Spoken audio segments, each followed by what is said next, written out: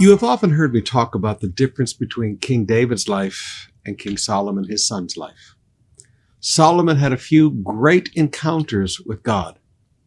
I'm not sure David had the encounters of the same magnitude with God that Solomon had.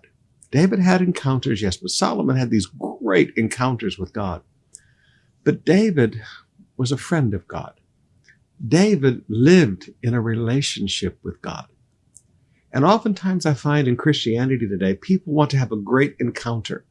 They want to have a great revival encounter. They want to have a camp meeting once a year where God touches them fresh and new all over again. But the rest of the year, not so much. And beloved, the best way to have a good walk with God is not based on a few great encounters. It's the consistency of a relationship. Now listen to one of the charges that David made to his son. And this is one of the great charges that he made.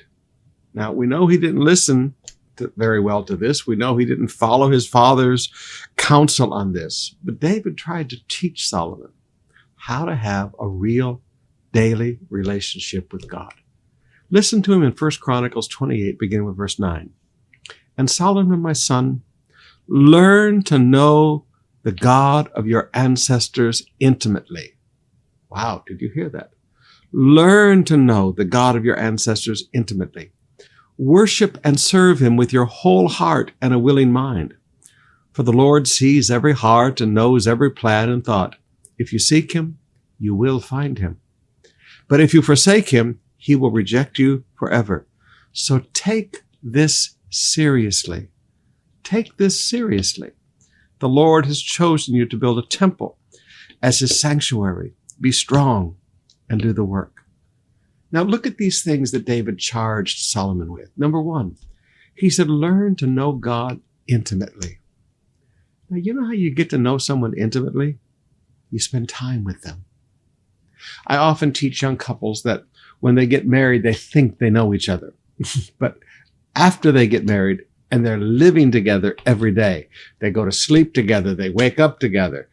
If you're having a bad day, you can't just say, sweetheart, I don't want to see you today. I can't see you today. I got a headache. You can't do that.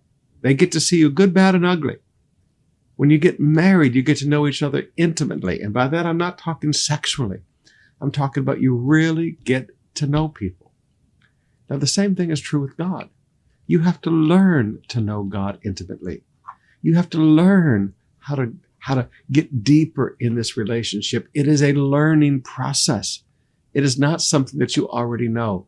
Learn to know God intimately. Secondly, you worship and serve him with a whole heart and a willing mind.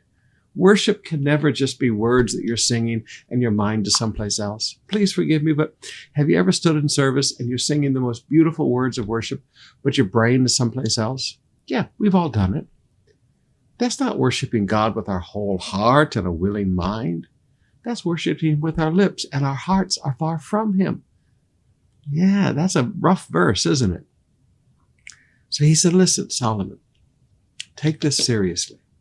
Worship God with a whole heart and a willing mind. And he said, thirdly, Solomon, seek God with all of your heart. If you seek him, he said, I promise you, you will find him. He said, now, Solomon, take this seriously. Solomon, take this seriously. Learn to know God intimately. Worship him with a whole heart and a willing mind. Seek him and you will find him. Solomon, take this seriously. Now, beloved, may I encourage each of us, take this seriously.